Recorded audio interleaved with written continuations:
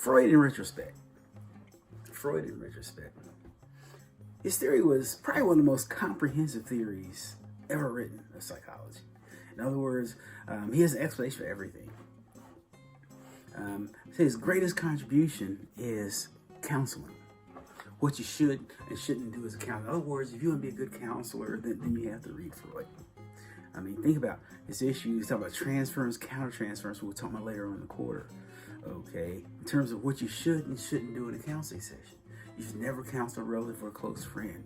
Okay, you should never become emotionally involved with your clients. Most important thing you establish is trust. You need to build over your own personal agenda. Okay, all those are part of what Freud laid down in terms of guidelines. Also, y'all talk about at some point you need to put the textbook down and work with the person and not the disorder. Okay, all these, so that's the greatest contribution of Freud was in terms of what you should and shouldn't do in counseling, psychotherapy, and psychodynamic approach in general. That's the contribution of their approach is counseling. Criticism of Freud. My biggest criticism of Freud is no empirical evidence. Remember Watson? We should only study those things you objectively observe. Well, can you see it or ego, superego? Okay, and the same thing, you can't prove any of his theory. It's all anecdotal.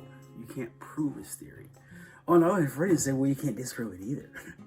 Okay, no empirical evidence. In terms of developmental psychology, Freud never worked with children. Freud never worked directly with children. His whole theory of development was based on the recollection of his childhood and the recollection of his patient's childhood.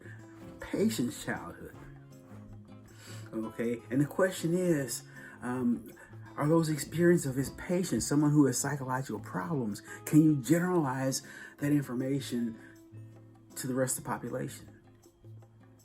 And that's a criticism humanistic people come with, that it's a pathological approach. It's based on the assumption that people are messed up.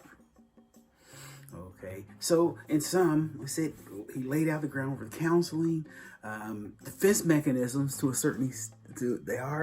You can prove them with cognitive dissonance. Okay, counseling, you're going to see all those defense mechanisms as a counselor. You'll see every last one of them. You see denial, you see reaction formation, projection, all those. If you're a counselor, see all those. And that's where Freud, another thing Freud says, counselor, you need to think on your feet. Like I said, the biggest criticism of Freud, like I said before, is no empirical evidence. You can't test any of his theory. Okay, of course, Freud said you can't prove me wrong either. Now let's talk about humanistic approach. Humanistic approach. People are basically good. And so most of the people in humanistic approach started out as psychotherapists. Carl Rogers, Abraham Maslow, and various other individuals. And as they came out, they started disagreeing with Freud. They felt that Freud was a pessimistic approach. A pessimistic approach. You know, the assumption is that everybody's messed up. And so that's where humanistic come back and say people are basically good. That's the main difference between humanistic. People are basically good. Whereas psychoanalytic people said, oh man, we're all messed up. I mean, think about, and this is where we're going to get into some other folks. Maslow, Rogers, and some other folks associated with the humanistic approach.